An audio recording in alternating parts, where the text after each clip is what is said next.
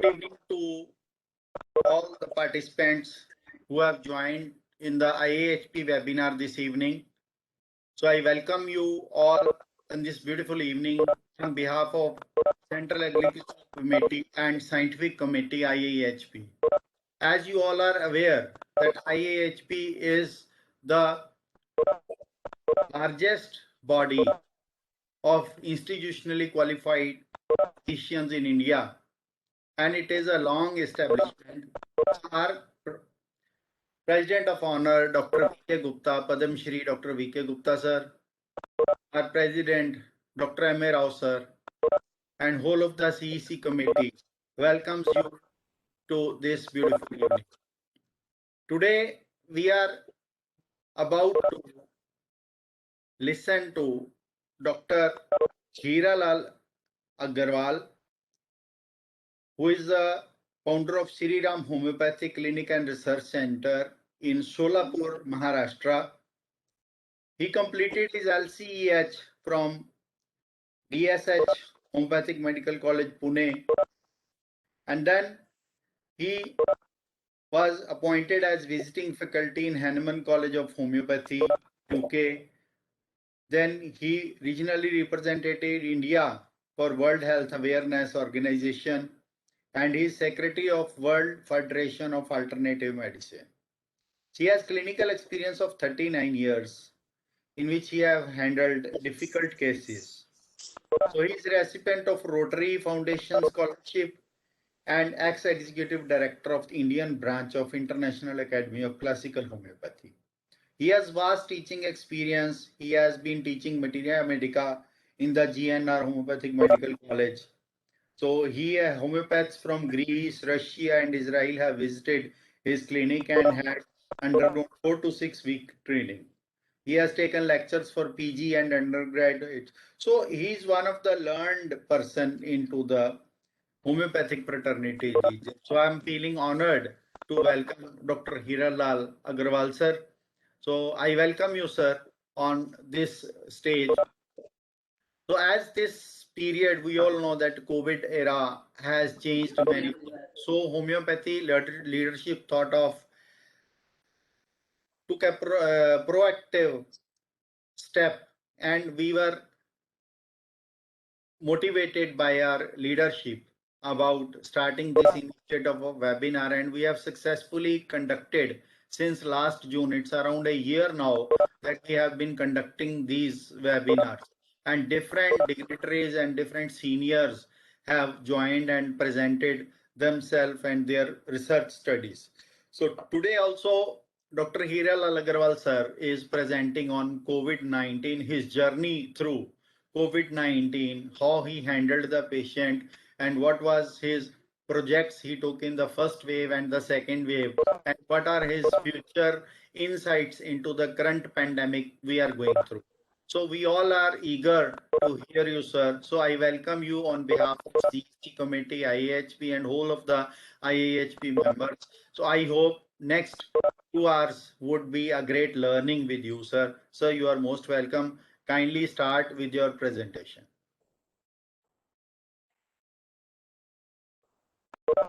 So which ID you are using now? Doctor. Just a minute, sir.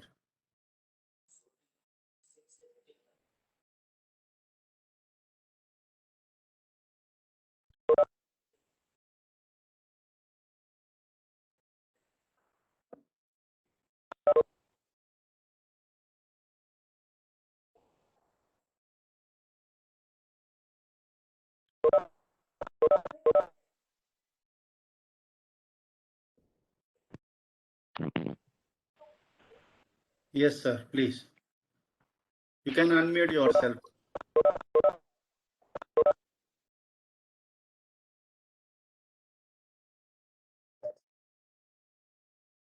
So, a very good evening to one and all.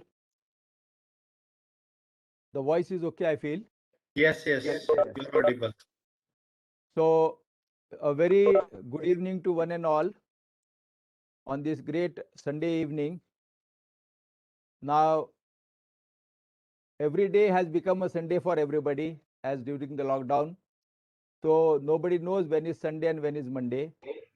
People are going through a very bad, difficult times of their whole history that the old people even can say. So I'm very much, first of all, thankful to the whole office bearers of Indian Institute of Homeopathic Physicians for giving me their great platform to share my little bit of experiences in this last 2 years since COVID has come up. And I hope I will be giving my best, my understanding, the way I was taught, the way I was brought up in this vast ocean of homeopathy, and have tried to give my best to the people which have benefited quite well. Evidence that was possible for me, I have gathered that, and I will be presenting in the form of cases what has come to me.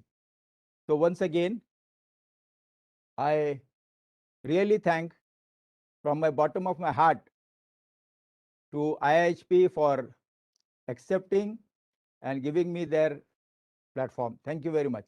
So here we go upon deciphering the effects of COVID. So we'll decoding homeopathy or alternative medicine has a role, and let's uncode what is the situation. So once again, thankful for the Indian Institute of Homeopathic Physicians, V.K. Gupta sir, M.A. Rao sir, and all the scientific committee bearers and the office bearers of this great learned institute. So first of all, I start with my gratitude to all our warriors, doctors, nurses, and all the paramedical staff, which have been working relentlessly day and night last 2 years. Many doctors have lost their lives in this second wave. Around 400 doctors have lost their life, out of which 100 belong only to Delhi, out of which Dr. CCRH Director, Mr. Verma was there. So we have lost a great person, and we are really saddened with all the things that are going around in the medical homeopathic medical fraternity. Now going through a small content, what we will be seeing. The first part will be the history of homeopathy, about homeopathy. The second part will be about my work in the first, second wave, cases that will be giving misleading cases, post-vaccination cases, and also post-COVID sinusitis cases. And in the conclusion, we'll see what we infer from all this, what we have done today. So history of homeopathy, everybody knows. Just a glimpse of the history. We are not going to the detail because we'll be going more further. Epidemics and pandemics, much of the people know they are posing a lot of challenges and are big killers in the history. We all know about genus epidemicus, homeoprophylaxis. Epidemics are on the rise, and last 11 years, WHO declared 6 global health emergencies. Why are epidemics on the rise? Hahnemann had said, Robin Murphy had said, Jeremy Sher had said, zoonosis, global warming, resistance to drugs. These are some causes that have been come up. Why homeopathy? We all are knowing, as we are homeopaths itself. But the second part, it can be, if there are genetic mutations also, genetic mutation is not a deterrent in finding a correct similum. And that is the biggest challenge that the whole modern medicine is facing today, because the various mutant strains that are coming up. Now there is historical evidence where Todd Hoover has given various things. Thomas Lindsay had given a logic of figures in which he collected the statistics, and he compared the conventional therapies with homeopathic ones. If we have time, we can go through all this. Now, this is clinical guidance that we are following according to ICMR and AIMS. What about the classification of the diseases? This is classification what the Maharashtra COVID Task Force has given for asymptomatic, mild, moderate, severe, critical cases. So one of our stalwarts, Dr. Prakash Vakil of Bombay, many people, the old people might be knowing, had given in his book the difference between bacterial and viral pneumonia.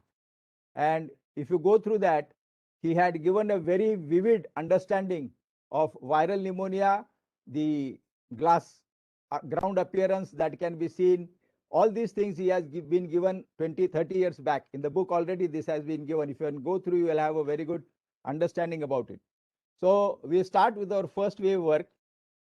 First wave, as you know, it was totally unbelievable, unknown, and nobody was prepared.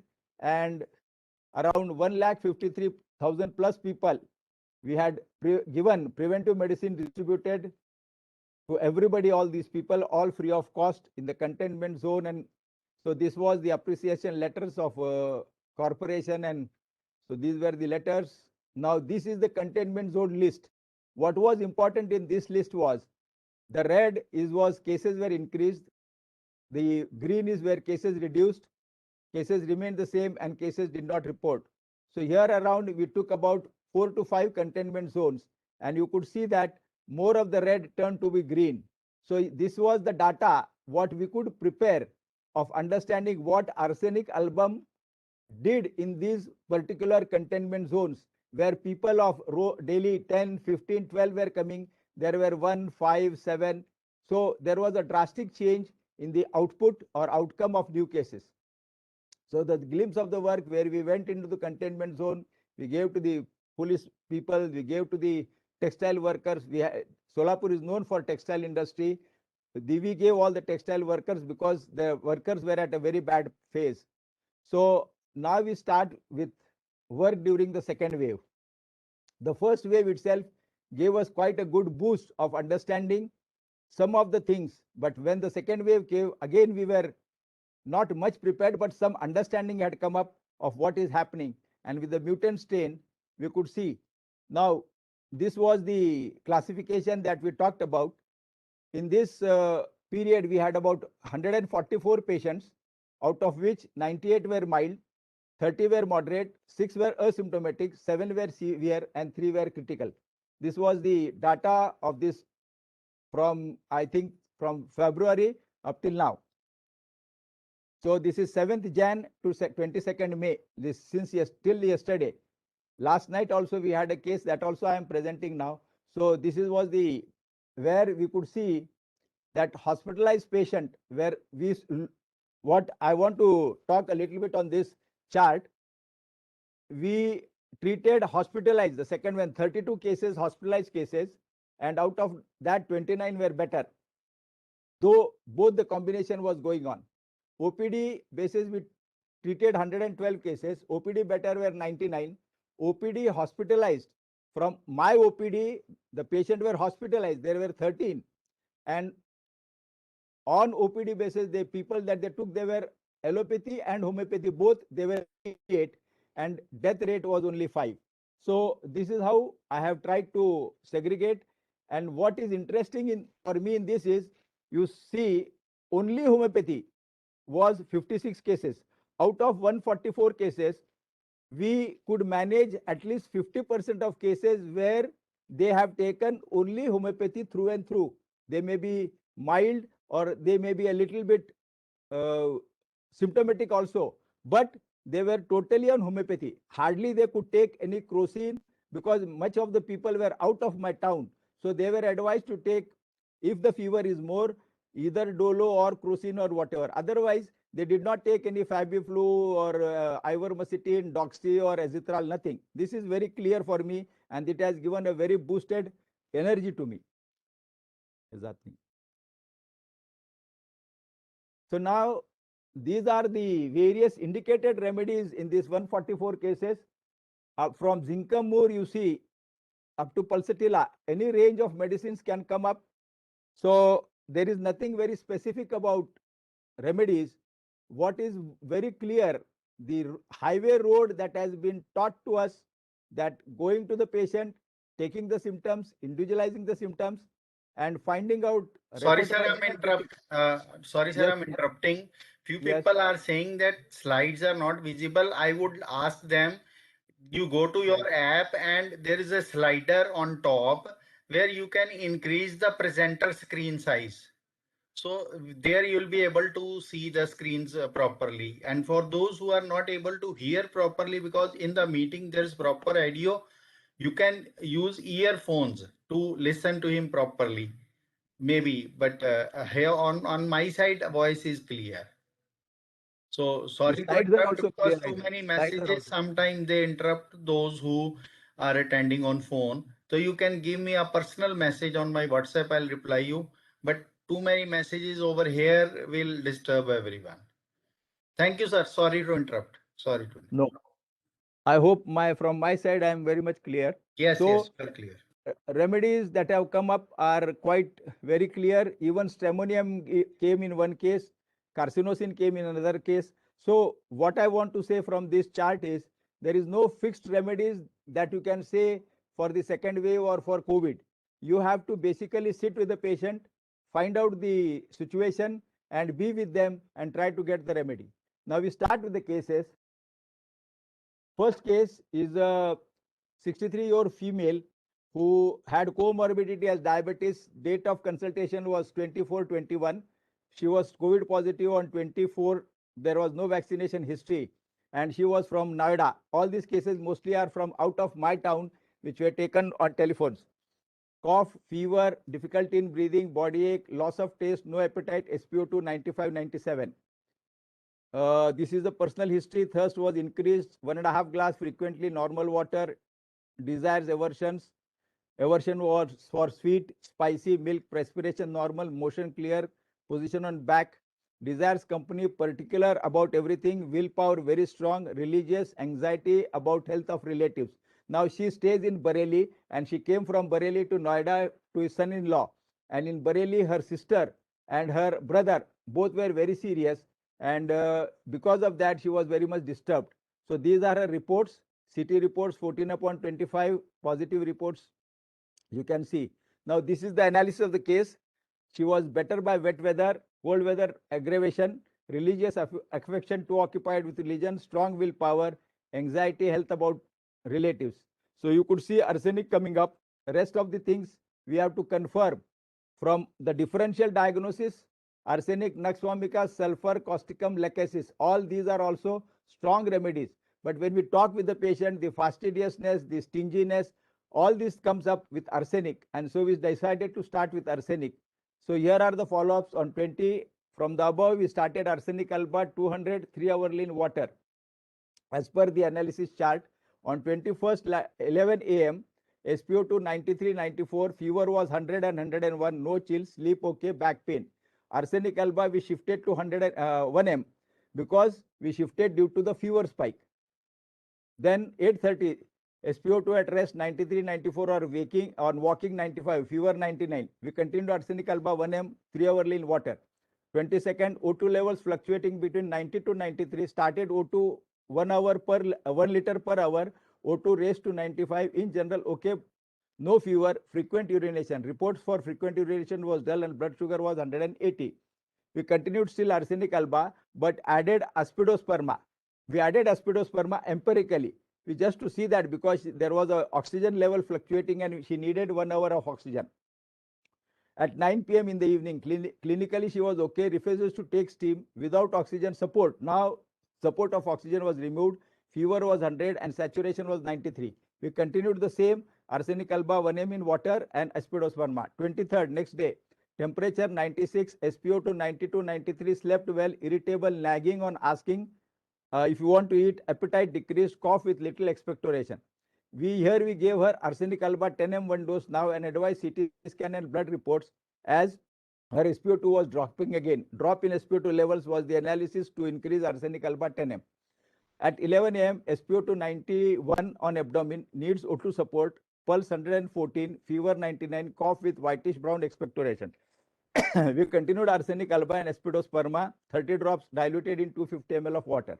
4 p.m., SpO2 93-94 after arsenic alba 10 m. At 2 p.m., dullness a shade better, appetite improved, desire fruit. Aspidosperma was continued. 6 p.m., SpO2 95 on prone position, no fever, general condition okay, taken soup, doing balloon exercise. Arsenic alba was continued. You can see this video of the balloon exercise that she was doing with the SpO2. Now this is a curtain because she was isolated in the house. There is a curtain in front that you would see, and this is what the video they have sent. The maximum evidence that I could get from them is what I am showing to you. And we told them to do balloon exercise or do some exercise. So she was doing the balloon exercise also. जाते हैं ना?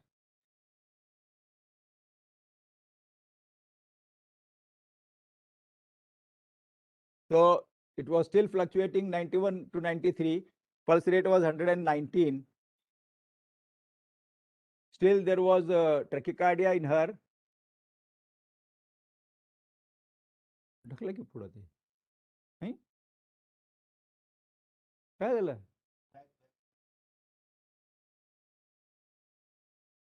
पुढे जाऊ देते हा you could see doing balloon exercises. This was something we tell them to do and she was doing it quite well.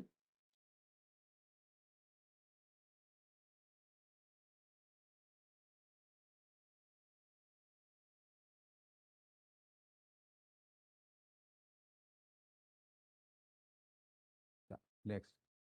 So then on 24th, SpO2 93, 94, no fever. Physician opinion taken because I was a little bit again stressed. He started Fabiflu. We continued arsenic 10 ml water 3 hourly in Aspidosperma. CT score was 14/25 and blood reports also were a little bit on a higher side. SpO2 on 12:30 p.m. in the afternoon. SpO2 97 taken arsenal alba second dose and steam, after which one episode of vomiting. Physical condition okay. Desire sweet food, no spike of fever today. We continued the same. 6:30 p.m. SpO2 93, no fever. Second dose of Fabiflu was given. Continue same. 25th, SpO2 92, 93, cough with expectoration, no fever, no oxygen given. Here oxygen was stopped. Only one day she took. Then arsenic alba and Aspidosperma continued, and she was also given nebulization a little bit. 12 noon. SpO2 91, 93, prone position, cough, weakness, appetite reduced. Here we interpolated a dose of Carbovec. Carbovec, as air was or oxygen was low and there was low appetite and she was desiring a lot of fan and air. Carbovec was interpolated. 4:30 after Carbovec, SpO2 rose to 94, 95 sitting position, stable feeling, energetic and active. No O2 required. We continued only Aspidosperma 3 hourly diluted in 250 ml of water. 8:30 p.m. in the night. Fluctuations in O2 level. Again, we repeated at dose of Carbovec at 9:30 in the night. 26. SpO2 92, 93 sitting position and 94 in prone position. General okay. We continued only Aspidosperma. 1 p.m. we now went back, shifted back to arsenic. Shifted to our original normality now as the fluctuation in O2 are again seen. 8 p.m. SpO2 92, 93, holded arsenic alba night dose and continued only as arsenic Aspidosperma.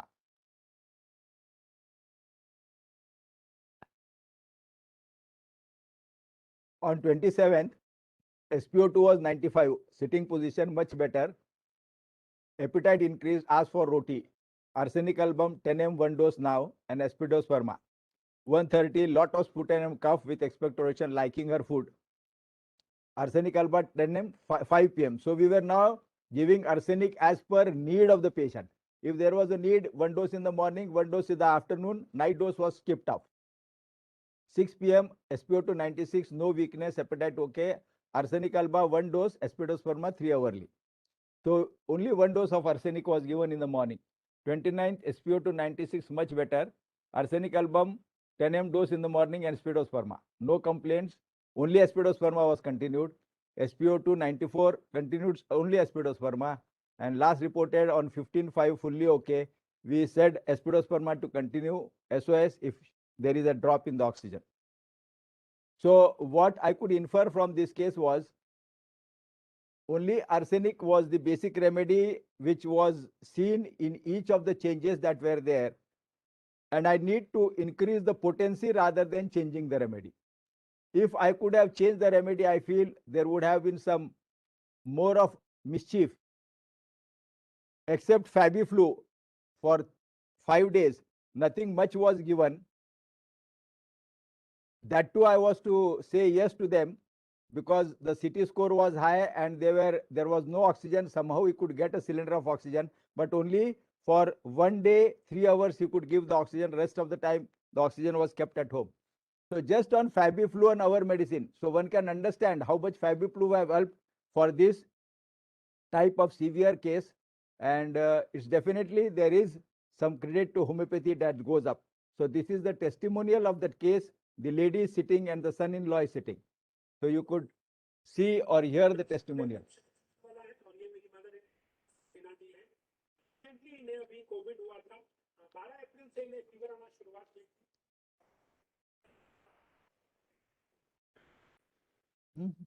It's all okay.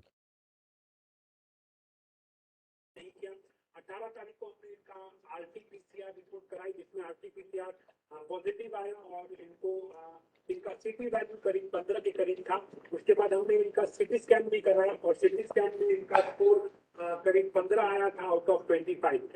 उसके बाद हमने इनकी antibiotic start किया और इनको Fabiflu, ivermectin, पैजिथ्राल and टॉक्सी and कैरेबिक ये 4-5 एंटीबायोटिक्स दी एंड नेबुलाइजर दिया, पर हमने कोई स्टेरॉइड इनको नहीं दिया। उसके बाद ही हमारे डॉक्टर हैं जो हमारे बहुत ही प्रिय हैं, डॉक्टर हीरालाल अग्रवाल, उनके उनके दिशा निर्देशानुसार हमने उसी दिन से इनकी होम्योपैथिक ट्रीटमेंट भी चालू की, जिसकी वजह से इनको हॉस्पिटलाइजेशन की जरूरत नहीं हुई। इनका ऑक्सीजन लेवल एक दिन बीच में करीब 88-89 के करीब चला गया था, जहां पे हमें 1 से 1.5 घंटे का सिर्फ ऑक्सीजन सपोर्ट देना पड़ा, परंतु regular homeopathy as per the doctor Heera Agarwal जो भी हमने होम्योपैथिक दवाइयां मदर टिंचर दी उससे हमेशा इनका ऑक्सीजन लेवल 90 से ऊपर रहा।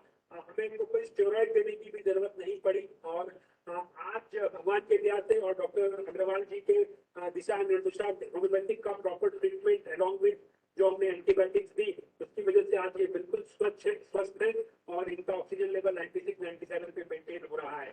हमने इनको कोई स्टेरॉइड नहीं दिया, कोई ऑक्सीजन की भी जरूरत सिर्फ एक दिन 1 से 1.5 घंटे की पड़ी और हॉस्पिटलाइजेशन की भी जरूरत नहीं पड़ी। तो मैं बहुत बहुत धन्यवाद देता हूँ डॉक्टर हीरा अग्रवाल जी का कि उनकी वजह से ये आज बिल्कुल स्वस्थ है एंड इन्होंने कोरोना को मात दी है। Thank you very much. So this was the testimonial for the case. This is case number 2. This is a female, 44 years old. This was an hospitalized case. She was COVID test positive on 15/4, no vaccination history. Chief complaint was admitted in Chirugupur Hospital on 15/4 as her COVID test was positive and had cough and breathlessness. There was death of 2 relatives due to COVID, then O2 started to drop. So here what we have seen in the second wave also, a lot of panic, fear has created a great disturbance in the people's whole system, where the O2 levels are dropping, when they are seeing, especially the admitted people, when they are seeing the neighboring patient being dead, as the dead bodies are not immediately removed from the hospital or from the next bed, as lot of problems coming up. So seeing dead bodies around them is creating a lot of panic.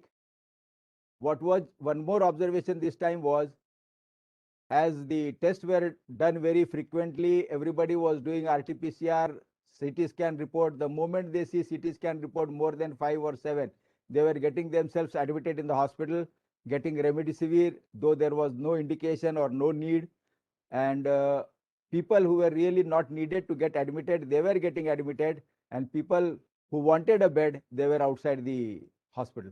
So this was something, reverse ratio that I could see, because mostly the people admitted in the hospital were not needing admission at all. Now this case, as there was a death of her 2 relatives, means one was her elder, what we can say, sister-in-law, co-sister, and the second was her mother-in-law. Both died. She was the only woman now in the family remaining, and a lot of panic was there in the family because there was no other person who can look after the whole house. So she was then admitted from one hospital to another. Now at present she was having nausea and eating, or after eating, weakness, body ache. We could see the analysis, ailments from mental shock, death of loved ones, and inflammation lungs. This was the only 3 rubrics at that time I could see.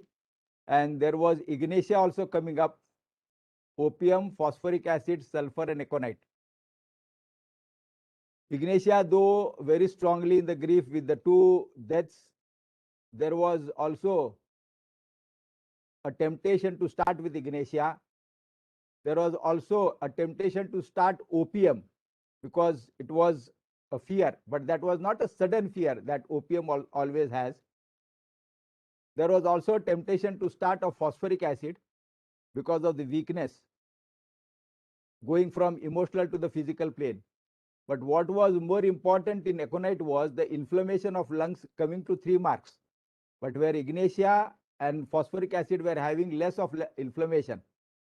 So understanding that part, that aconite will have more stronger action on the inflammatory part of the lungs, I thought of starting aconite, and we gave aconite 1 m 2 doses, and second to be taken as acid phos if needed, after to be reported what aconite does, and then if needed to be taken acid phos, because then the emotional plane from mind to emotion was the understanding of mind.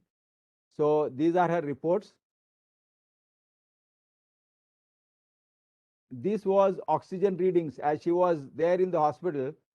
We tried to get an evidence from the hospital on 23rd, 24th, and 25th. If you see on 23rd, the oxygen was minimum of 72, 82 to 92, from minimum 82 to maximum 92, or 71 also is there. This was the range that it was changing, and this was mostly at night. On 24, if you see, it was ranging from 88, 79 to 93. On 25th, it was dropped more badly. It was not more than 90 anywhere. So this was something, she was deteriorating more badly. And then what we did was, we first gave aconite and then acid phos. On 22nd, appetite improved, weakness and body ache. There was a spasmodic cough with mild expectoration. Breathlessness, taste okay, needing was fan, strong 3+ marks. So carbovage was interpolated along with aspidosperma. The first case gave me a little bit of understanding of aspidosperma. So here aspidospermas were interpolated for carbovage, cough spasmodic, cough bouts 3-4, 2-3-4. If you see Fatak's page 79, you have this cough in bouts 2 or 3 or 3 or 4. You have carbovage there, desire fan, and less of oxygen. So this was my understanding for carbovage and aspidosperma with the previous understanding. Then after carbovage, we stopped acid phos, but we gave carbovage here. On 23rd, patient stable, but O2 level 71 to 92. Aspidosperma was continued. 24, oxygen dropped to 71 to 94, and she was given O2 externally, definitely advised bipipe. Carbovage again was given. 25th, SpO2 80 to 88, as I showed you in the chart there. Here again carbovage was given and aspidosperma continued. We have done a conference call with the patient on the video call. I will show you that too if time permits. 26th, SpO2 95, pulse was 90, O2 much reduced, no complaints, aspidosperma continued. 27, O2 removed, SpO2 93, off O2, no fever, appetite okay, sleep okay, thirst okay. Aspidosperma only was continued, and she was discharged until today. Yesterday also we had a talk with them, and till today, last 15 days, she is okay. So here only 2 remedies helped her. One was aconite and the other was carbovage. So these 2 remedies only brought her out, where she was to go on a ventilator situation. As the ventilators were not available, she was in the same hospital juggling with it, and these 2 remedies really brought her out. This was definitely because already she was there in the hospital for last 10 days. All things were given, whatever possible was given, but yet there was no shift in the oxygen, and oxygen was dropping. So definitely it indicates, with all the things that were given, and still the person is not able to push up or cope up. So these remedies, definitely we have to infer that there is a role, there is a definite push on a dynamic plane that the patient gets after our dynamic remedies. So this is the conference call that we did, and you could see the relative, the patient, and myself trying to talk with her and find her what was the situation. चालू करो.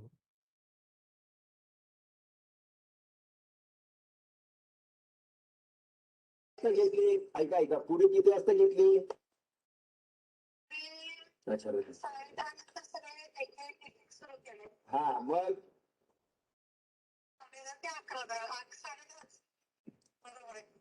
मग काय झालं पुढं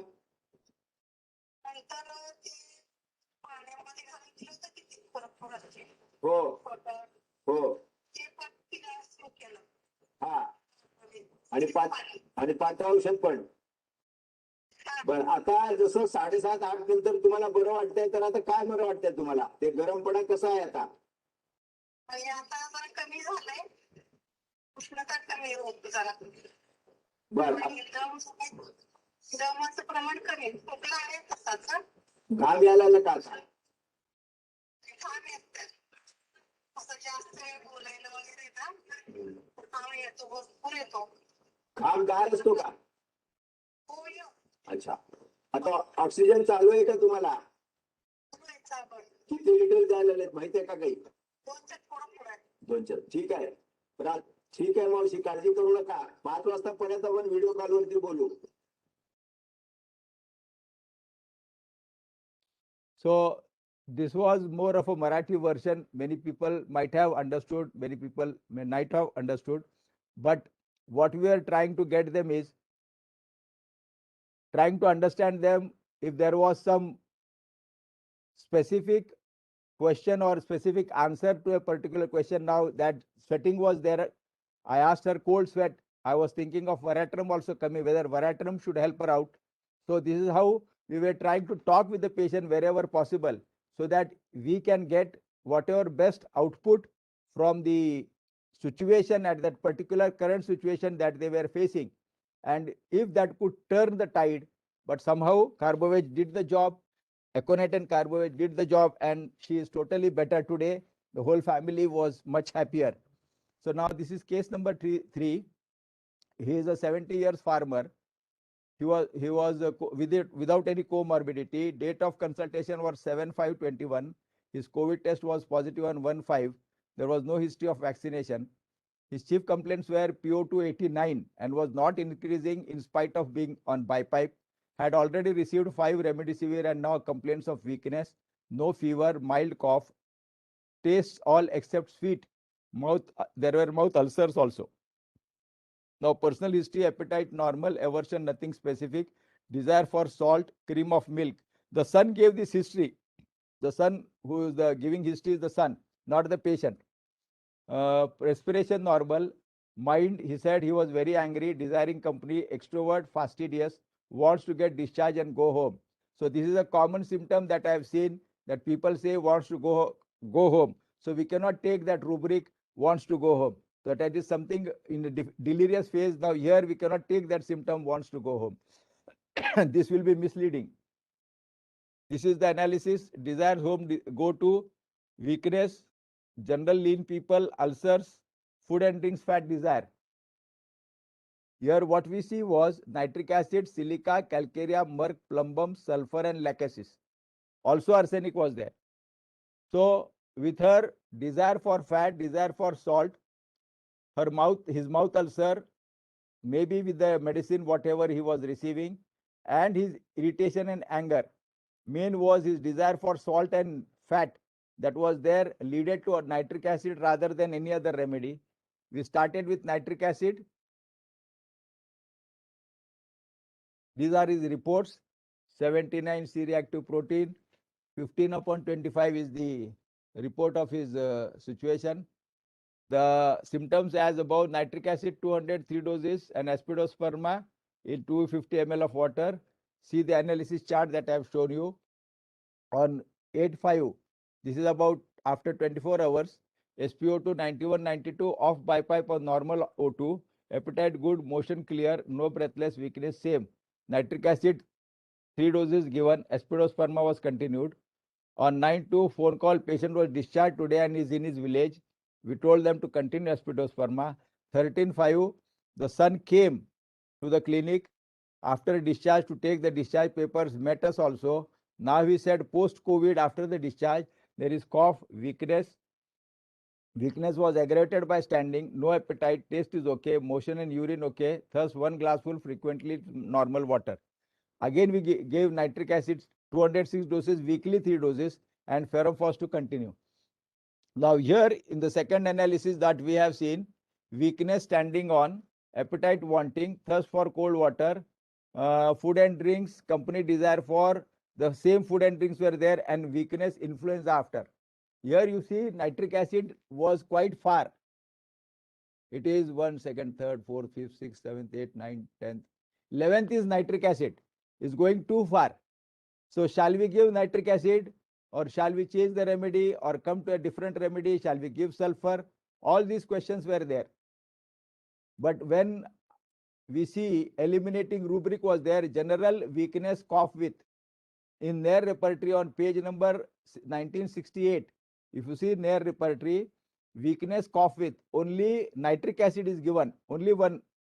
Their repertory is based on hearings, guiding symptoms, or which are quite strong, quite confirmed. So, and already nitric acid has helped him.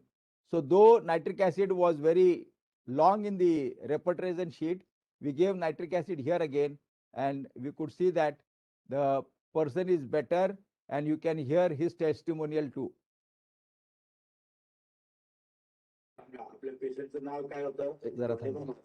कुठे admit? This is also in Marathi. We could not translate the English version down because we had no time. These are all cases that are coming up. So we could not do all those things, but this is in Marathi. I hope people will understand, just to show that they are happy, our job is done well, and we are enjoying or really having that professional joy, that we are happy that we are doing whatever best can be possible in this part of humanitarian service. अरे हा, सांगा आपल्या पेशंटचं नाव काय होतं? धोंडेबा माधव मोरे. कुठे admit होता हा? त्यान hospital. हा, मग जसं तुम्ही आमचं औषध सुरू केलं, हा, आता पेशंट कसा आहे? आता ठीक आहे. डिस्चार्ज झाला म्हणलात ना? हा. कधी डिस्चार्ज झाले? 9 तारखेला. 9 तारखेला. आता कुठं गावाकडे आहे? गावाकडे आहे. बरं, आता आमचं औषध तुम्ही कधी सुरू केलं होतं? 7 तारखेला. 7 आणि 8. 7, 8, 9. 7, 8, 9, 11ला तुम्ही फोन केला तेव्हा डिस्चार्ज झाला. हा, डिस्चार्ज झाला. तुम्ही असं सांगू शकता का रेमडेसिवीर किती दिलं होतं त्यांना? 6. बरोबर ना? आमच्याकडे आल्या वेळेला 5, नंतर नाही दिलं. हा, तर तुम्ही असं काही सांगू शकता का, ज्या वेळेला एवढं इंजेक्शन सगळं दिलं होतं तरी सुद्धा त्यांची परिस्थिती काय होती? ऑक्सिजन वाढत नव्हतं. किती वेळ राहायचं ऑक्सिजन? 89, 90. सगळं घेऊन सुद्धा, आणि ऑक्सिजन सुद्धा चालू होतं. बरोबर की नाही? त्यावेळेला तुम्ही आमच्याकडे आला. आमचं औषध तुम्ही त्याला जोड दिलं औषधाचं. काय फरक जाणवला औषध जोड दिल्यावर? त्याच्यानंतर 95 पर्यंत गेलं. किती दिवसात? 2 दिवसात. 2 दिवसात. आणि त्याच्यानंतर मग आम्ही डिस्चार्ज घेतला. डिस्चार्ज तुम्हाला असं कसं सांगता येईल की आमच्या औषधानेच फरक केला? कसं सांगाल तुम्ही? लिहून दिल्याबद्दल फरक पडला असं वाटलं आम्हाला. पण ते तुम्हाला कधी जाणवलं? औषध घेतल्या सुरू केल्यानंतर जाणवलं? सकाळी, रात्री दिलं, सकाळी जाणवलं. सकाळी जाणवलं. म्हणजे एवढं फास्ट ते झालं की? हा, फास्ट झालं. ते जाणवलं की नाही? मग ह्या औषधाने काम केलं असं तुम्हाला वाटतंय का वाटत नाही? वाटतंय. समाधान आहे? समाधान आहे. पेशंट बरं आहे? बरं. माझा फोटो दाखवा sir. What the 3 cases have inferred was, or we can go at the inference at the end of the day. We will further see cases again. We will see the next case, case number 4. Here again, he is a 50-year businessman, comorbidity of diabetes and hypertension. Date of consultation 10/5/21. COVID test was positive on 6/5/21. No vaccination history. His chief complaints was breathlessness, on O2 15 liters per hour, SpO2 68, shifted on ventilator. He ODP on 5th had body ache, took treatment from local doctor but no relief. On 6th, rat positive, admitted with HRCT score 15.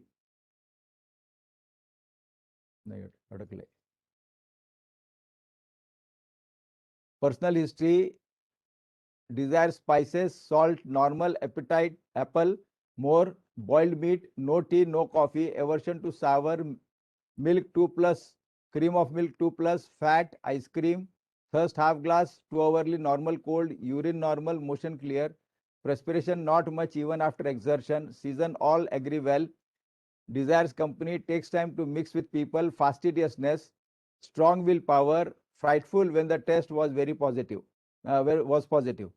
This was 2+, his fright was 2+, hobbies was business only. These were his reports. 630 was his D dimer, 22.39 C-reactive protein. This was the X-ray. 1725, 10:05. This was the X-ray that was sent, and they have compared the X-ray and sent on 12/5. You see the difference between 10/5 and 12/5.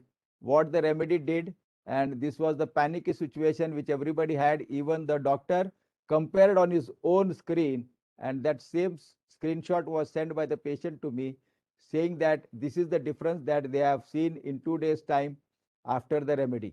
And now what was the remedy? You see what the remedy was brought. Even they have sent the photograph that this is the remedy we have brought. So analysis was complaints acute, sudden manifestation, mind fear, and inflammation lungs. As I told you, this was a very sudden manifestation. If you go back and see, his complaint started, and on 2 days he was on ventilator. And on 2 days on ventilator. On 5th he had a body ache. On 7th he was admitted, and you see his oxygen dropped to 68, and he was on 15 liters of oxygen. So you can see the speed of by which he had got the infection, and the way the fright was also there. And this was why we took complaints acute, sudden manifestation, mind fear and inflammation lungs, aconite, tuberculum, belladonna, phos, arsenic, lycos, sorinum, and timtart. So naturally, we told them to take aconite 1m, belladonna 1m, and sulfur 1m. This was what we were advised him. But as he was in Tuljapur, there was no availability. This is what he brought and sent me, that I'm having this. So we asked him to start with aconite. If there was a high grade of fever, I would have gone to belladonna rather than aconite. But there was no history of fever. Rather than there was direct inflammation of the lungs and sudden drop in the O2. As there was no high grade of fever, we started with aconite rather than belladonna. Sulfur was coming for all these three as an intercurrent also. So we had given these three remedies to bring and keep and start with aconite. So I had written aconite, advised aconite 1m, but he got 200.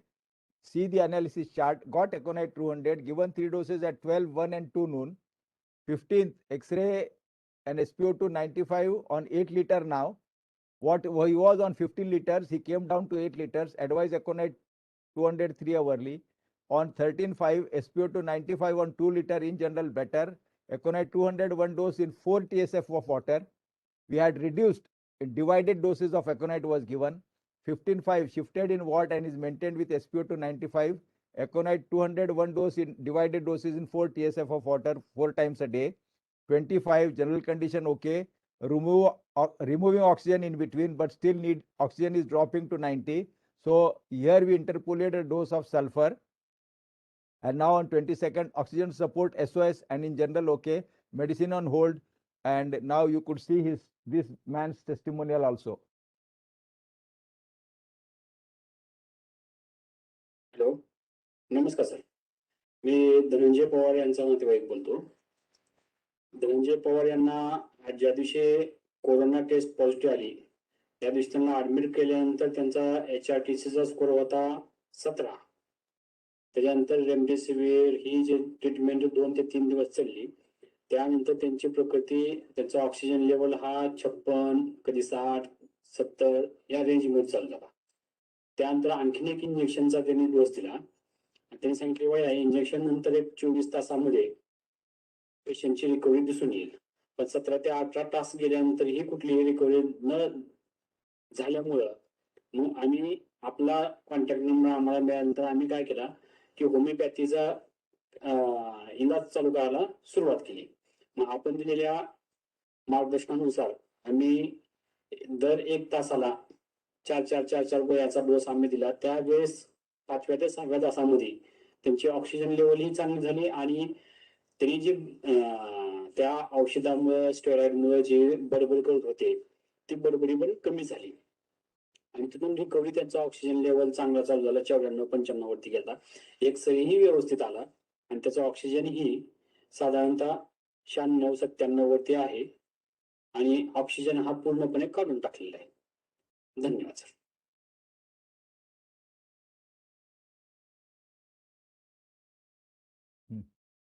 Madhura. Now here, what helped me, or if you can see the pustak, I will show you this therapeutic guide, the most important results of more than 40 years of practice, author G.H. Jhar. This is his book, a very fundamental book.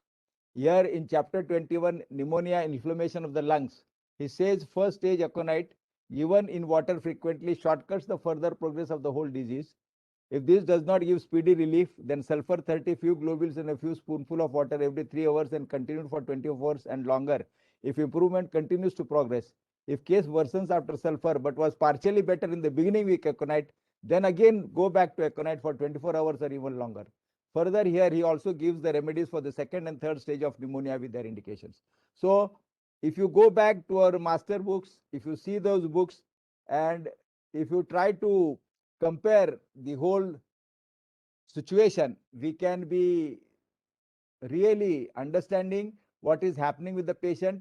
We are much stable and we are much that way say confident in understanding and prescribing our remedies, though they are not in front of us. Now many things which we don't know, that he said in this video that he was babbling, he was talking a lot, he was now frightened.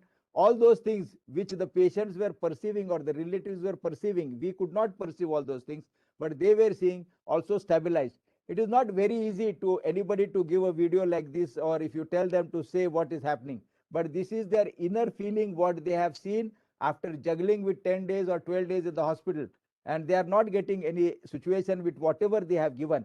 And in all these cases, what we have seen is, after the we will come that again inference at the end of the day or at the end of the finishing of the case. We'll go to the next case. Case number 5.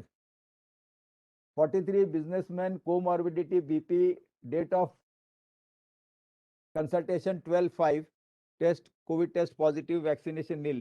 Last 2 weeks complaints of fever and headache, had come in contact with the positive patient and the rat test was positive.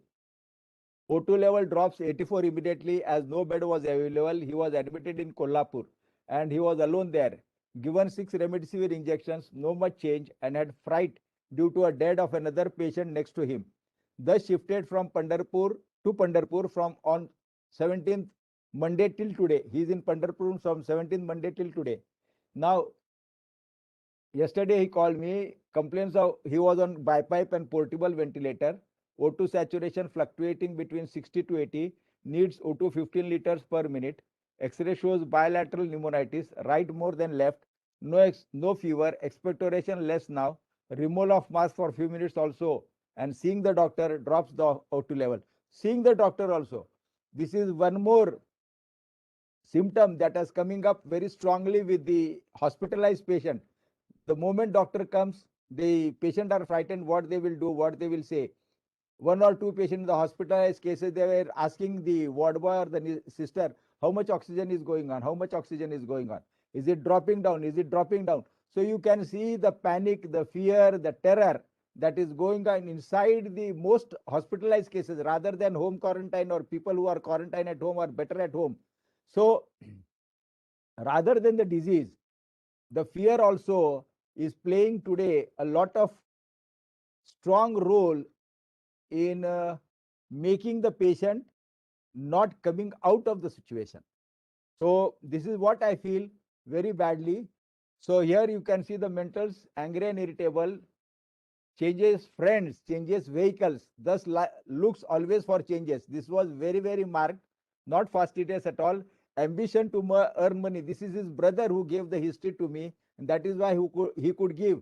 Rest of the things we could not get, the aversion, desire. So I said, tell about his mind. This is ambition to earn a lot of money. Changing friends, changing vehicles was very strong, he said. Says, shows me to an expert doctor. I have been given a wrong treatment.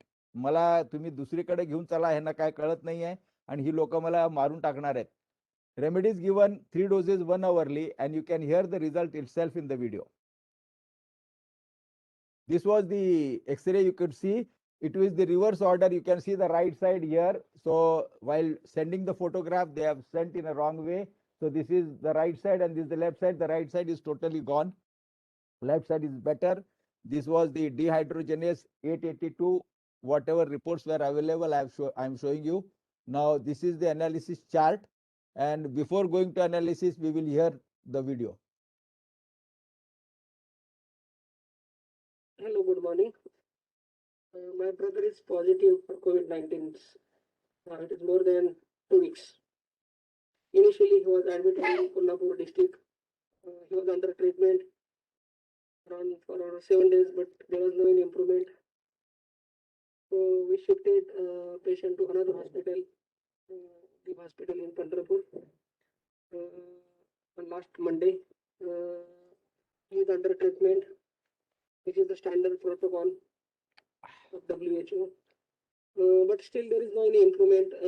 Initially he was on BiCAP, then we shifted him on portable ventilator, but still oxygen saturation level is very low. It ranges between 60, 65, 70, 75, 78, like that, but not more than 80. X-ray, we took X-ray is very bad. There are very, the moderate severity there. Lung is mostly damaged, especially the right side. Lower and middle lobe is totally damaged, and left side is little bit okay. So lung is not looks good. So we started homeopathic, discuss with Dr. Agrawal sir, and he suggested one remedy. So we started homeopathic remedy as per his opinion, and yesterday only we started. So after giving the remedy, we are seeing little bit improvement. The saturation level is little bit improving. So today is second dose, second day. So we are going to give this medication today. We will observe him throughout the day, and I hope he will get better. He will respond to that remedy. Thank you.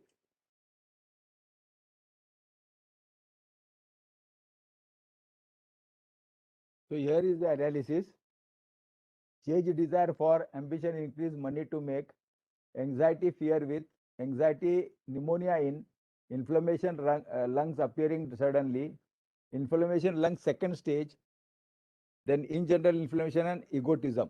This is what we took, and what we could see is LICO coming up, and the remedy, though LICO, calcarea, Merck, phos, sulfur are coming up, we preferred LICO, and we confirmed LICO when I asked him that he is domineering the house. Whatever he says should be done. He was desiring hot food, hot tea, everything he needed hot. So all these few things for confirmation of this differential diagnosis of remedies, we could confirm LICO, and we gave LICO 1M 3 doses, and we could see the oxygen that was dropping to 60 to 80. Now it is come to 70. The moment we gave, it came to 70. That jump from 60 to 70, now it is not dropping below 70. Otherwise, it was dropping to 60. So that increase of 10 from 60 to 70 is something that is visualized in 24 hours. So that is important from me. We will continue LICO. Again in the morning, we gave 3 doses.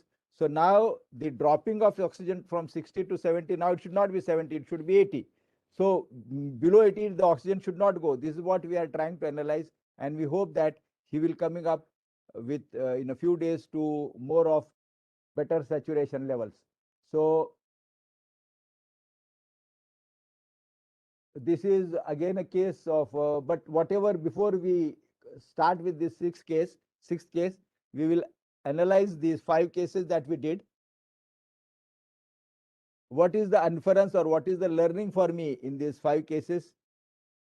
that a proper selected remedy should increase the oxygen level or should have some change in the oxygen levels. The dropping of oxygen at least should stop. The downfall of oxygen should stop. Once there is a stability for the downfall, then you see that the need for oxygen starts coming down, and this is how the person then shifts from more better situation from day to day appearance. This is what mostly with hospitalized cases I have seen. Whatever is the remedy, in another case, Natramur helped the case. I could not get the details about him, but Natramur helped him. He is in Pune Pimpri hospital admitted. So all these cases, especially these 5, 6 or 7 cases that we have seen of very bad situation, with the correct remedy, immediately in 24 hours there is a push in the oxygen level and there is more of stability. This is something I am really grateful to homeopathy of a correct remedy. Now this is case number 6. It's a 34 years female, and her test was positive on 24th. Vaccination nil, history of no vaccination. But what was important was her 7.5 months of pregnancy. So now pregnancy with positive COVID is more panic, more fear, more anxiety, not only with the patient, but with the whole of the family. Now this is the first pregnancy also. So all these things was creating a lot of turmoil in the family, where to go, whether to take allopathy. If you take allopathy, what will happen, the remedies, medication on the pregnancy. All these questions were there and they were in a turmoil. Now these are all mostly cases or families that are known to me. They are taking medicines from me. The other who saw before, he is a veterinary doctor. He is quite doing a good work on veterinary, also veterinary and homeopathy. He is in quite good touch with me. So that is why he gave you some vivid description of his brother. So these cases turn to us. Now it becomes a double duty of the physician, because if something happens or get disturbed, then pregnancy plus the patient's life, all these things were there, whether to take the case, not to take the case.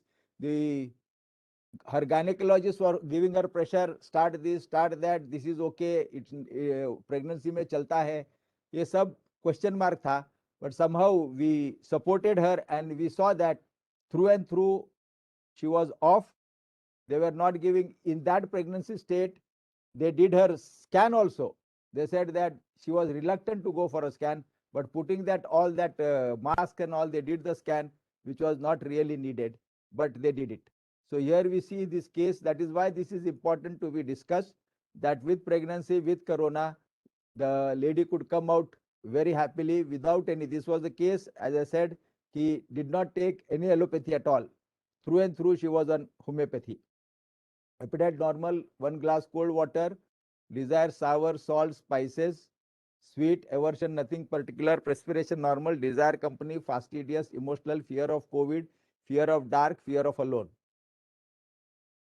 Case analysis, no smell wanting, discharge mucus, general anemia.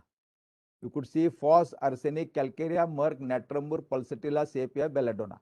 Now we had taken the presenting complaint of smell wanting, discharge mucus and general anemia. Her hemoglobin was 7.3, something like that. So though other things were not given, now if you see the other history, desire for salt, cold water and all these things, rather than she was thirsty, so rather than, though it was pregnancy, rather than going to pulsatilla, we started with phosphorus. We could just differentiate from this with the generalities that the patient was having. And you could see on 24 as above, we get first 205 doses NSL. On 25th, SpO2 98, pulse, coryza better 7 to 8, fresh feeling, loss of smell was still there. We continued only SL.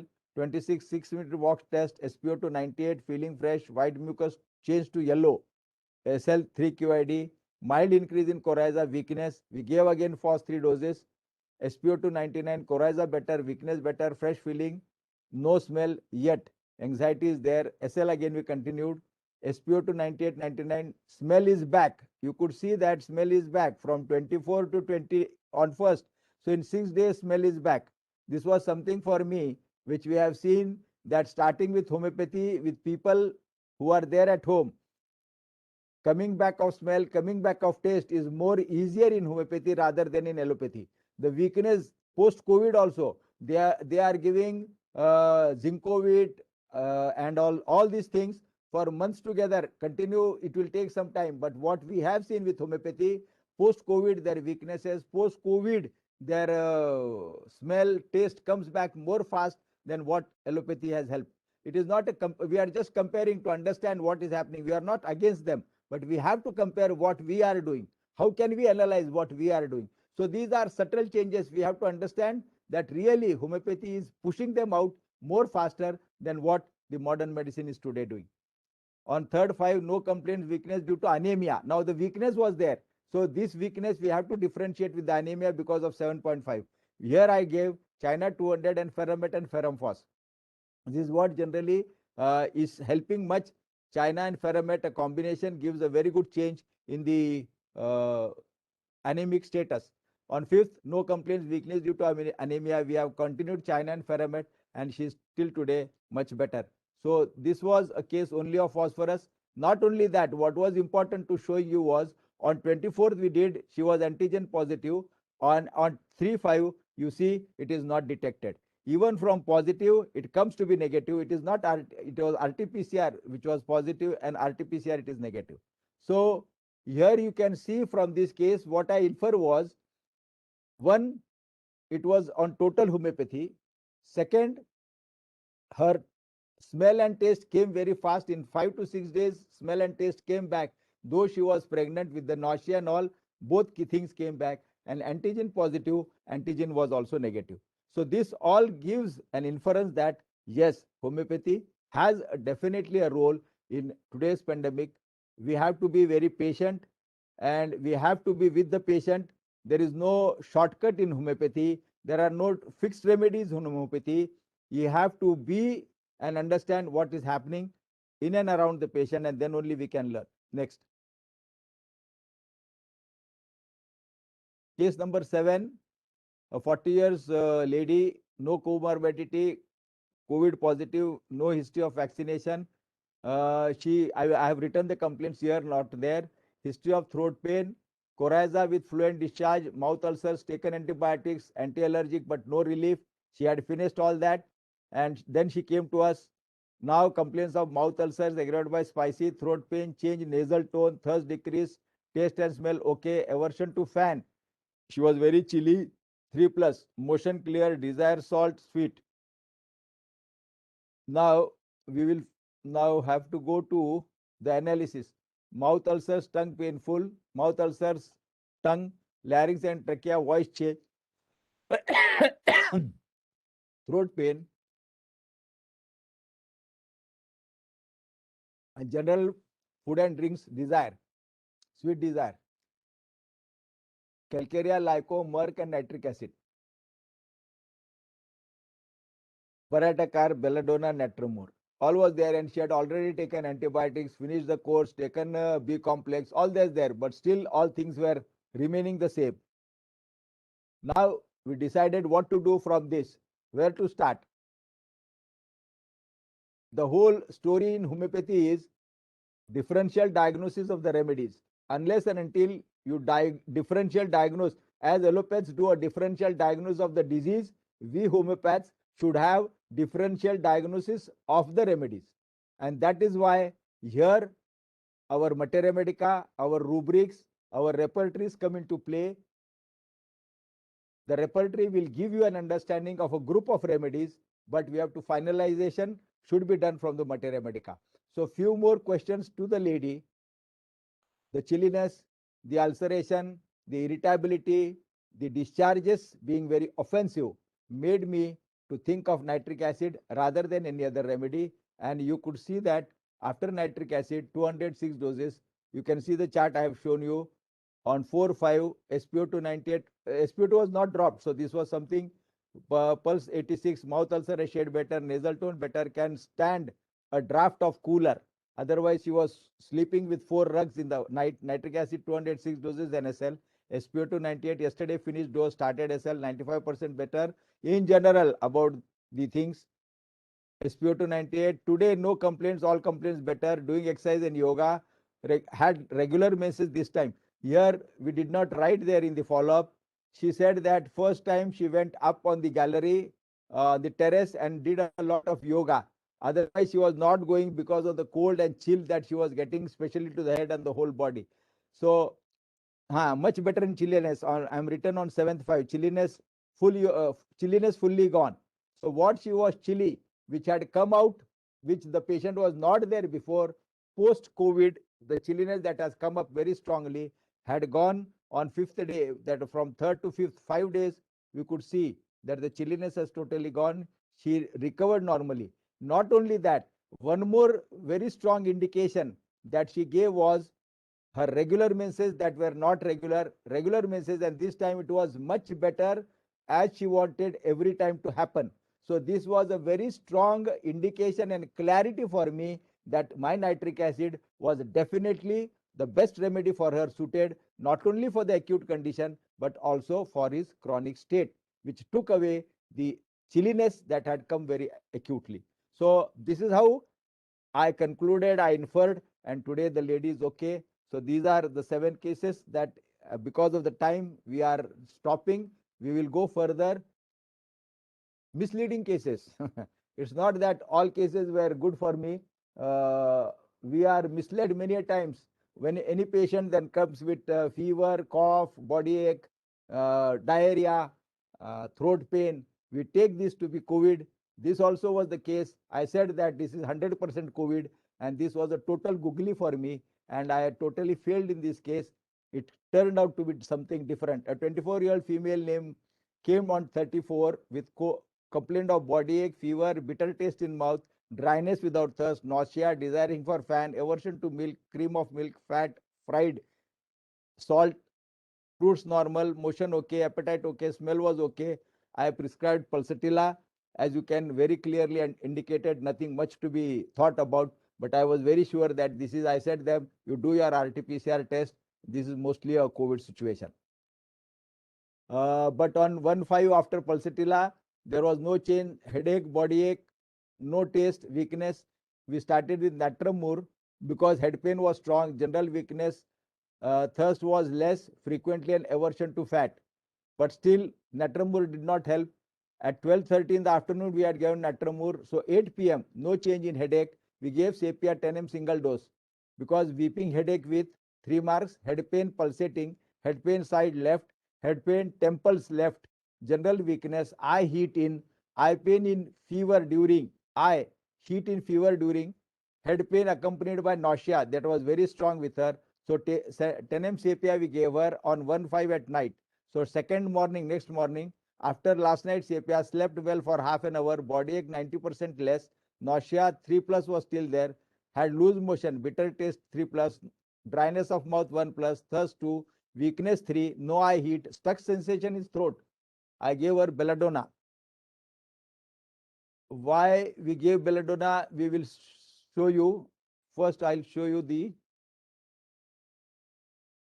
you can see this inflammatory throat that she had on 3rd in the morning at 2:15, 8:20, and 10:8 in the night.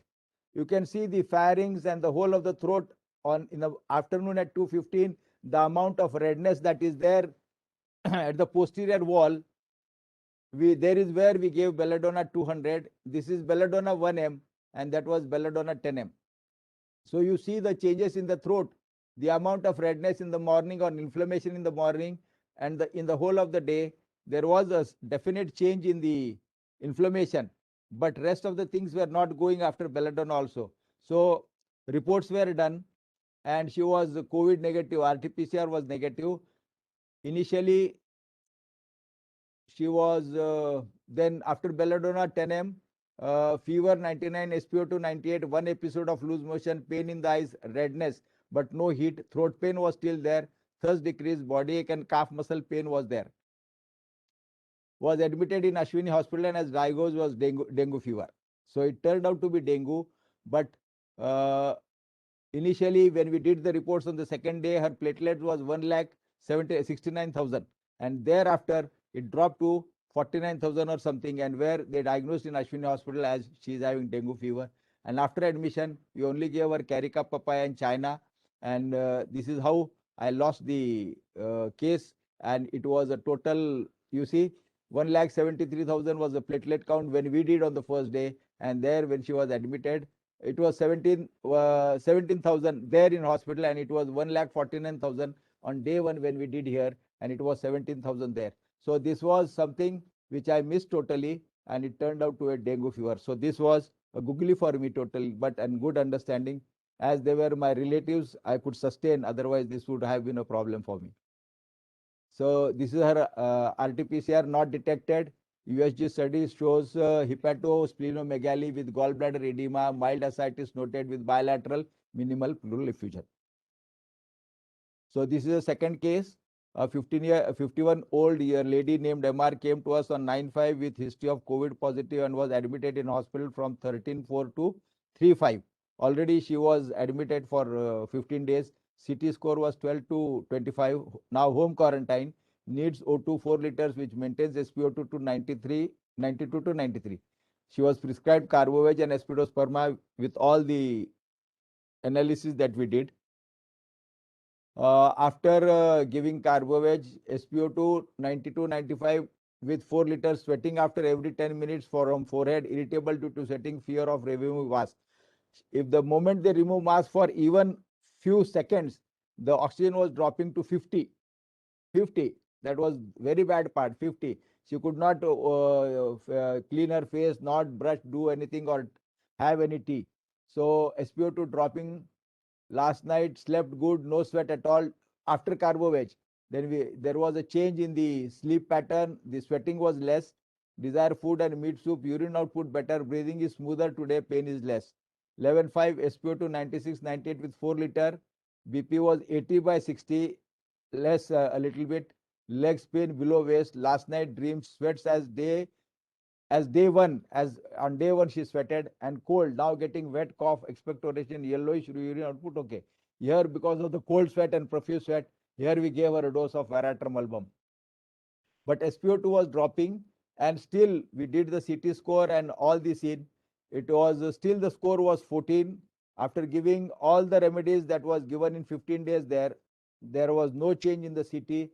Oxygen was dropping, and what we could see, there was a lot of cavitation that formed, and she was having a secondary towards bacterial pneumonia, and this was the cavitation that was there. So after 20 days or 30 days of medication, again she was in the same square. We could underline and see that there were a lot of cavities found. So this is again in the secondary phase post COVID, when people are not getting better, their oxygen are dropping. So this is a very strong Pseudomonas or any other bacterial infection is more likely to jump up with the previous situation, though being better. So we have to be very much vigilant when post COVID people are not changing or the patients are not changing or dropping in oxygen is very drastic and very fast. So if that is happening, we have to think very different. Now post vaccination cases, we are seeing a hue and cry all over the globe with post vaccination situations. We have lost Dr. K.K. Agarwal, known cardiologist of Delhi. After having 2 vaccines also, there are many cases that are coming into light with post vaccination problems. So there were some, I had around 9 cases of post vaccination cases, out of which 1 was to get admitted because he had lot of palpitation, he was having less BP, fever and breathlessness. And after that, the cardiologist, he needed to be treated there, so he was admitted in hospital. Out of 9 patients, 1 admitted and 8 were better, and we could see various remedies that helped out. And one of the case, sulfur, silica, arsenic album, epicen, 1 was Kalicar.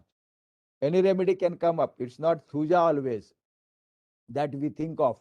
One sulfur, silica, arsenic alba. Silica is one thing which we have seen with sweating, with dullness, weakness, but there should be problem with the nails, thin nails, all these things. There should be some confirmation about the remedy. Unless and until there is a confirmation, we cannot give a remedy. So this we will see presentation of Raipur, a patient from Raipur who was struggling with his weakness post 2 vaccines. He had taken 2 vaccines and still he was struggling and juggling with his weakness, which was not going whatever he had taken. And then he consulted us and see the change in him. नमस्ते, मैं मनीष कुमार राठौर छत्तीसगढ़ प्रदेश के राजधानी रायपुर शहर से हूँ। मुझे कोविड-19 से संबंधित कोरोना वैक्सीन के दोनों डोज लग चुके हैं। वैक्सीनेशन के बाद मुझे शरीर में शिथिलता महसूस होती थी, थोड़ा सुस्त सा रहता था। उक्त के बारे में मैंने बातचीत के दौरान पारिवारिक सदस्य श्रीमती एवती जाधव राठौर को बताया, तो उन्होंने सोलापुर महाराष्ट्र के होम्योपैथिक डॉक्टर एच अग्रवाल से सलाह लेने की बात कही। मैंने डॉक्टर साहब से मोबाइल पर परामर्श लिया। उन्होंने मुझे मेरी रुचि एवं स्वास्थ्य संबंधी जानकारी ली। उसके बाद काली कर्ब 30 लेने की सलाह दी। मैंने डॉक्टर साहब की सलाह अनुसार गोली को पानी में घोलकर हर 2-2 घंटे में 1-1 चम्मच 3 दिन तक लिया। उक्त उपचार से मुझे काफी फायदा हुआ और शारीरिक शिथिलता में भी कमी आई। डॉक्टर साहब का बहुत बहुत धन्यवाद और आभारी। मैं एवती का भी शुक्रगुजार हूँ कि उन्होंने मुझे होम्योपैथिक उपचार हेतु प्रेरित किया। धन्यवाद। Mazda. What we see here was, even when you hear his video, you can see Kali Karb in him. Very structured, very clear Kali Karb. I had not seen him. I had talked on the telephone, taken the history and suggested Kali Karb. So people are taking the medicines there. We don't have to send also. They get there. They know what they are taking. How many times in 3 days? Last 15 days that he was suffering and battling with his weakness and he could not go for his job, for his work, just went in 3 days. So what they say as homeopathy, how it works, where it works, whether it works or it does not work, they have to decide how it works. We are clinicians more rather than researchers. We are giving our work. We extend our hand to them. They are more researchers. They should come, sit with us. We will discuss. We are giving what we are saying. Find out, you as researchers, find out how it works. We will give you the data. There is nothing as secret in the data, but we should work hand in hand. Then only, I had been much disappointed.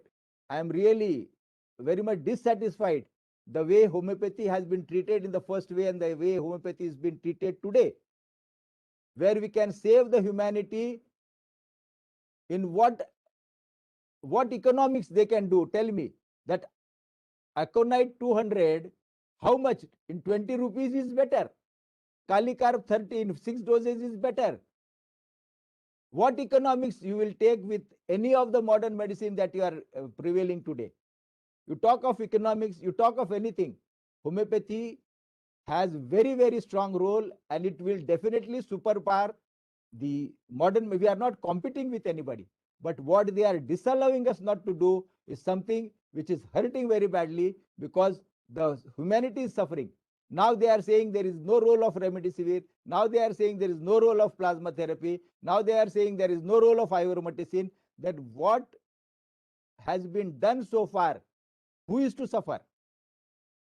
There are cases of remdesivir where after COVID of 15 days, the patient came with kidney necrosis and he went into pyelonephritis and he was operated again.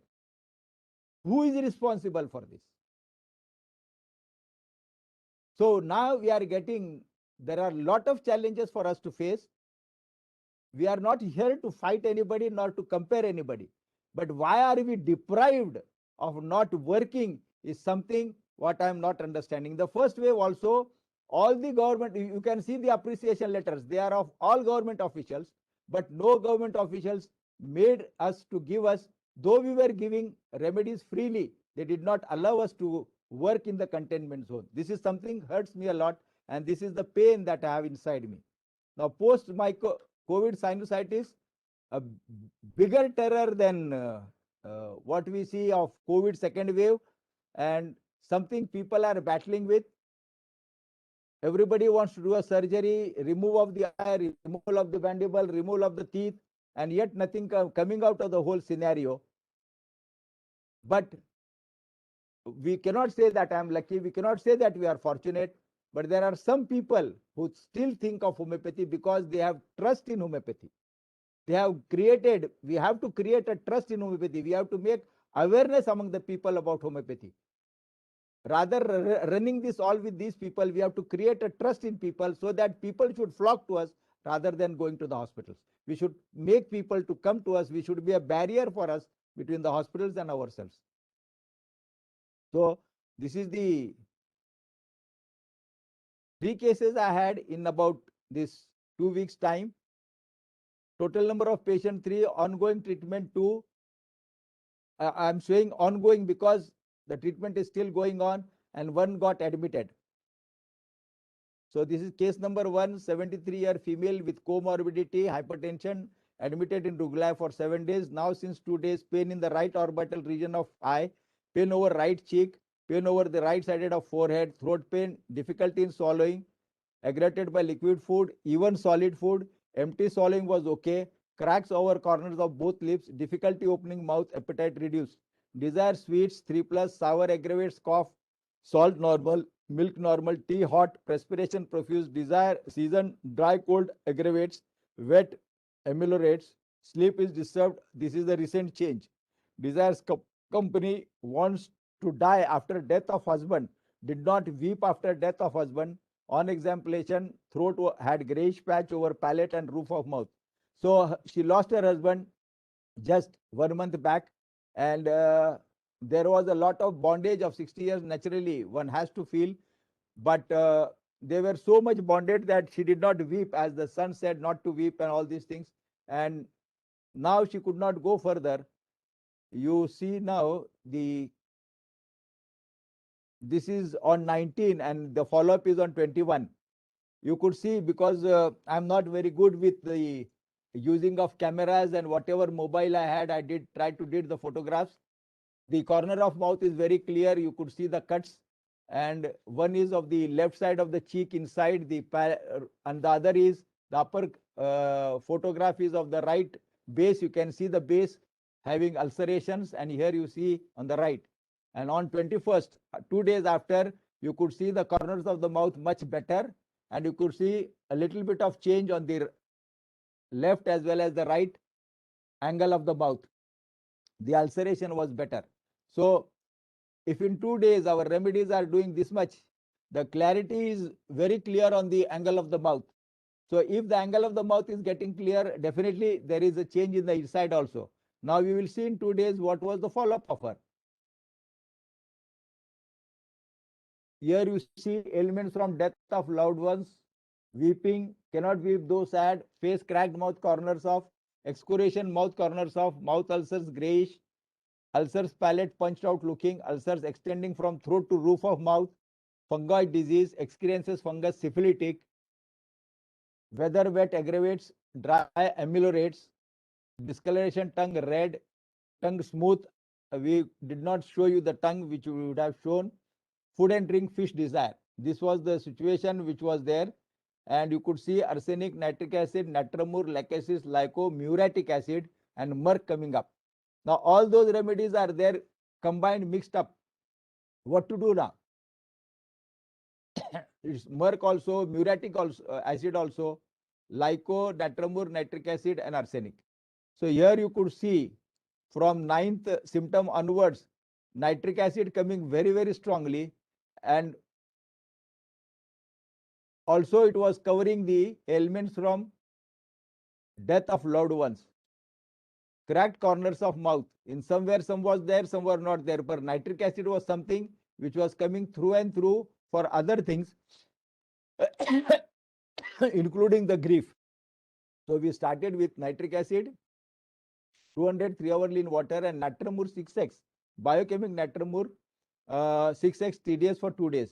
On 21st, after 2 days, sleep improved, throat patches reduced 80%, pain in orbital region reduced, throat pain aggravated, solid reduced. There were 2 types of pains that she was having, throat pain with liquid as well as solid. Empty swallowing was okay. So now after the remedy, what went was liquid was okay now. Now solid food was a little bit problem with her. So these subtle changes you have to observe. What in 2 days? She cannot say. But in 2 days, we could see this change, that liquid now could tolerate, but solid was still. And now there was a change that pain in forehead, the pain in the forehead was better with warm. So we continued nitric acid, but from Natramur, we switched off to Macphos for the local pain, as Macphos would help both pain better by warm as well as pain better by pressure. So we have shifted from Natramur biochemic to Macphos biochemic, and nitric acid we have continued, and we are awaiting for her after 2 days to come back. Hope she will be better. But whatever changes we have seen in 2 days definitely has boosted our energy and mind that this lady has to change and this lady will be better. I have a full video case of this case, the way she expressed her grief, the way she expressed herself, the way she was not expressing initially, but she started expressing, and there was an expression that तुम क्या सब मेरा अंदर का गबाल निकाल के लेंगे क्या, मेरे को कोई अभी तक पूछा नहीं, तुम काय को इतना पूछ रहे हैं. So there was something, a ventilation which came up, and that was something I think helped her quite well. So this was the first case. This is the second case. 70-year-old female patient with morbidity. She was heart surgery was done. She admitted for viral pneumonitis. RAT was negative. 1 week after started with pain in the right side of face, swelling sensation. Now you see swelling sensation of lower lip and upper lip aggravated by warm drinks, spicy, emulated cold, throbbing pain, appetite diminished, desire meat, boiled fish, spicy, ice cream, aversion to eggs, sweet, sour, milk, thirst for small quantities, large intervals, season cold aggravation, warm okay, sleep disturbed due to pain, sleeps on left side.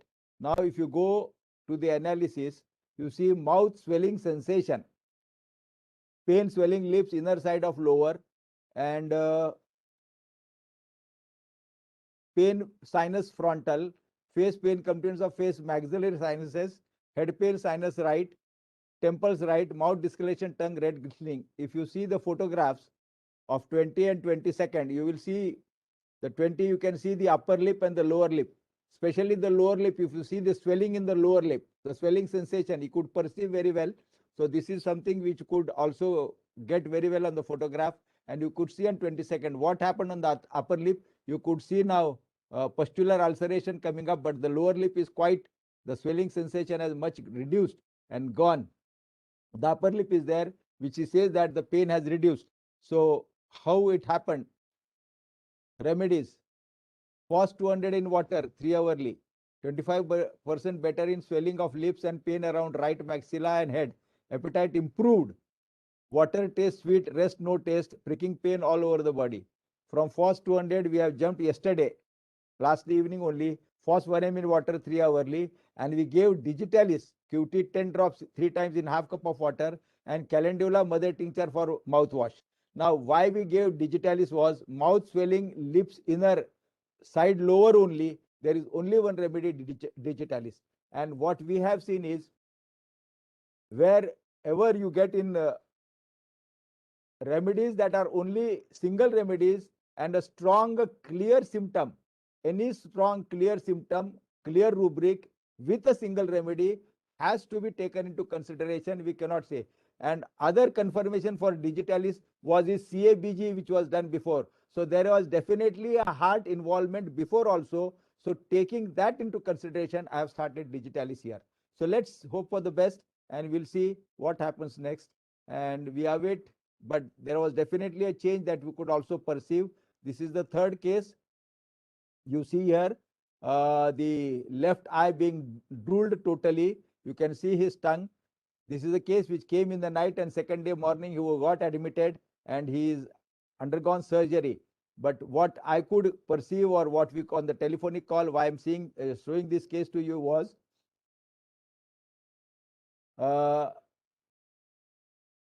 he had also, this was confirmed case of mucormycosis. ENT surgeon was seen, neurosurgeon was seen, and next day they were decided to operate. But the whole 2 days he had not slept due to pain, which was constantly there around the whole orbit and the left side of the head. And here again, the analysis I have missed the analysis chart. We gave her phosphorus 1 m in the night, and the whole night he said he slept quite well. Next day they operated. Post surgery again there was a lot of pain, where we gave phosphorus 10 m to this person, and he was quite better for 3 days in pain. So post surgery they said we will come, and we are waiting further to come up, but already they have gone to surgery. But what was my learning from this case was phosphorus 1 m and phosphorus 10 m had given him quite a good change in his pain that was not settling at all with all over painkillers that he was taken, and he was not sleeping last 3 days. Phosphorus definitely gave a sleep, which they all agreed to, the relatives agreed to, that he slept the whole night. That was very good for me, for my understanding at least. So in the summary, what I would like to say is already said, but here we will see something more, that all the cases that at least I have seen responded to the remedies in 24 hours, where the oxygen levels were quite better. There was change. The drop that was there constantly came to a level which was not dropping before. There was a shift even in their mental emotional state, and slowly they came out from bipipe to normal oxygen and to less of oxygen. And all those 5 cases which we have discussed here had responded more early in first 24 hours. So the correct remedy again will definitely push the whole organism in whatever phase they are, whatever they are taking, whether they are taking steroid, where they are taking remdesivir. Our remedies really show an action. How to analyze or find a research how my remedy or our remedies work is something a different cater, which we are definitely unable to say, nor they can say, but we have to rely definitely on what we say. Now going back, I will give you some understanding of what I have seen in Kelvin Nayer's repertory, as I was showing you, because we are doing a lot of work on this various rubrics which are there in various repertories, trying to find out what will help us during this phase of COVID and pneumonitis and mucormycosis and the sphere. So here you can see the chapters mind apprehension, breathing, that he will not be in a short time in influenza, is Rustox. Only Rustox. And in Kelvin Nayer's repertory there are 5 grades, 5, 4, 3, 2, 1. In Kent you have 3 grades, while in Kelvin Nayer's it is 5 grades. So mind apprehension, breathing, suffocative, it is arsenic. Mind apprehension of a fatal termination, antim-tard, phosphoric acid and spongia. Mind apprehension, future for and of her diseases, Kalikarp. Mind apprehension, suicide with anxiety as if wish to commit, is Rustox. Now this rubric, 6th rubric, you can see, we have seen on TV news that a person who is admitted in the COVID ward, because of the fear, because of the apprehension, goes into the gallery and wants to throw himself out. So this is where he is wished to commit suicide, where Rustox can help to those patients. Now 7th, fear of approaching illness, especially with this mucormycosis. If you read Iris versicolor, fear of approaching illness, the moment patients are coming out of COVID, they are now having a fear that whether mucormycosis might come in. If that fear is coming up very strongly, we have to think of Iris versicolor, as it is related more with the eye. Fear of irritability, fungus hematode, FOS, again as FOS help here. Fear suffocation of Lobelia and Stramonium. Fear suffocation, she will die, spongia. Fear suffocation with asthma is FOS. Suffocation with palpitation awakens and spongia. Fear sweat with all these things. If you go and see, it is weakness, cough with the weakness, post-COVID weakness with thirst, weakness, cough with. As I gave you the example of the nitric acid case, you have only 2 nitric acid and sorinum. Sorinum helped in one case where the patient though was very hot, but she had severe breathlessness, and she was better only by lying. She cannot even sit, only by lying, is sorinum 3 marks in Kent's repertory. So Sorinum helped in that lady that she could sit in 24 hours after Sorinum 1M. So all these rubrics, all these remedies, we have to be very vigilant. We have to be very understandable between the materia medica rubrics, what we are seeing. So weakness, influenza, after you can see this. So mere repertory is organon. You have seen in aphorism, definition of epidemic disease is given. Aphorism 100, case taking of epidemic and sporadic disease. Observation of several cases gives you the symptom complex. This is 101. After first case, subsequent cases will either confirm or direct the physician to a more better simillimum. This is how you can be more, sharpen your edges, sharpen your understanding. You have to be sharpening yourself. Nobody, no other way of, there is no other roadmap that you should go this way. You have to sharpen yourself. And what about, this is one aphorism where 241 about genus epidemicus and its role for patient with comorbidity. When we say arsenic helped as a preventive medicine, but people with comorbidity will not be helped. This is what Hahnemann also says. So comorbidity has been a hampering of preventive medicine, that we have to analyze why arsenic album has not helped in people. So there should be a research that if we give people arsenic as a preventive comorbid patient, what will happen? So this is again a part of research that we should do. History concludes or infers that old literature in the above study deserves the close attention of academia, governments, and health authorities. In homeopathy, we have literature that overflows with all types of case studies, trials, and output reports. Due to the fact that homeopathic philosophy has not changed since its development, results obtained by homeopathy the past have not lost their value. There was no sufficient iatrogenic disease even reported under homeopathic treatment, during which is we are seeing today. Mucormycosis is nothing but, and I would say, and from my understanding at least, it is more of an iatrogenic disease. So what is the rationale? Epidemics, pandemics, they are tough to treat, mistreatment, high mortality. Thus, there is a need for alternative treatment. Here you see, first corona, first wave, second wave, black fungus, third wave. All oxygen, remdesivir, Covaxin, all have failed. They say, now you have to think of various alternatives, and you have the key. There is a real key in the alternative system that one has to understand today. I have an appeal with the old literature and above study.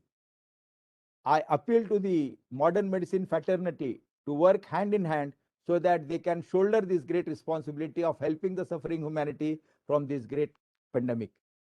But still, whether there is help or no help, but we will be working as follows. A lamp does not speak, it introduces itself through its light. Achievers never expose themselves, but their achievements will expose. So homeopathy definitely will come in limelight one day, not today or tomorrow, but definitely it has a good taste following what we could see from the epidemics that are coming up. So now I stop here. I wait for a question and answers. But before that, I have to extend my vote of thanks against to the whole IHP officials, my whole clinic team who is being working with me relentlessly, day and night, trying to find remedies, trying to find rubrics. I cannot find that. My family, because they have supported me with the 60 years of age, yet they have allowed me to work. And most important are my patients, which they have put a confidence in homeopathy, and they just flock in and say, Dr. Saab, kuch to kariye. So this, I'm very much indebted. I'm very much thankful to my patients that they have given me this opportunity to help them, to serve them. My family, my staff, my paramedical staff, my workers who are working in the pharmacy, they are doing all the work non-stop, day and night, whenever I call them. This groundwork that has been done by the video person has been excellent. Thus, I can reach you in much better way. So I am really thankful once and all. And finally, I am thankful to you also that being a Sunday, you people have come over and has been with me to share whatever I can share with you a little. It's a drop in the ocean of this vast homeopathy. I am thankful and grateful to all of you. Thank you very much. Over to you, Bhupinder Singh, for any questions and answers. Thank you, Dr. Hiral Agarwal ji. Your presentation has really been an eye-opener. So before we take some of the questions, I will say actually the meeting is exceeding the 2 hours limit. So next time I'll set it to 2 hours and 30 minutes. So if the meeting ends suddenly, you can rejoin with the same link, right? The meeting would be continued. Secondly, sir, it has been really a delight listening to you. The flow you have, the confidence you have, and the insights you have. I have some comments to make because there are so many questions regarding usage of arsenic, aspidosperma, and many more remedies. So your presentation is clearly evident that symptom totality is above everything. In first few cases, you have used aspidosperma Q, and few of the participants, they said that they are gaining confidence to use aspidosperma. I would again, because IAHP has released advisory also that in homeopathy there is no specific remedy, and Dr. Hiralal Jaggarwal has also used that discretion. He has not blindly used any remedy. He has supported the remedies with sufficient reason to give the remedy. So I appeal all the homeopaths that you should not just follow anything, you should follow the organon. He beautifully told that organon is still standing like an eternal truth. Nothing has changed in the organon, nothing has changed in the philosophy of homeopathy. So whatever comes, allopaths or the modern science, they may have a different approaches, but homeopathy has only one approach, and that is the symptoms similarity, that is the totality, and that is the organon, where and when to use which tool. Usually the students and the youngsters, they usually take only one way, which is very lethal for their practice. The homeopathy has no one way approach. It has to be, he is using NARS repertory, which is a great clinical tool. He's using the repertorization. He's using the materia medica knowledge. So if you are inspired by his presentation, don't go with the remedy prescribed. Move with the approach he has taken to reach to the remedy. So that is my appeal. So, sir, there are few questions. Few people have asked about the use of aspidosperma, that how much quantity you used and why you used in those cases. Secondly, some people have asked and that your approach to the remedy. So I'll read the questions, but first, can you please tell me that what was your logic using that aspidosperma Q and how you used it and what was the indication? Sir, as I have clearly mentioned in my first case, I started with aspidosperma. There were 3 remedies coming up, but aspidosperma, I have written there very clearly that I had given aspidosperma empirically to that first case of Noida. And it was given in the form of 250 ml of water, 20 ml of aspidosperma to be poured and to be sipped whenever they are drinking water, to be sipped 2 hourly or 3 hourly as per their need. So this is how aspidosperma was given, but the first time it was given empirically. But as I had seen in other cases also, the SpO2 was dropping. I had given in those cases also aspidosperma in all the 3 to 4 cases, but in the aconite case, I did not give aspidosperma. In only 3 cases, I have used aspidosperma. Rest of the cases, I have not given aspidosperma. It was only one remedy, that one was lycopodium, one was aconite, where no aspidosperma was given. So only in 3 cases I have given aspidosperma, taking into consideration I could not get the whole understanding, and with partial understanding, aspidosperma helped in the first case. I gave for the second and third case, but on the fourth and fifth, sixth case, I did not give aspidosperma. So that was only 2 or 3 cases that I got, and then we continued for some period of time, and they were okay.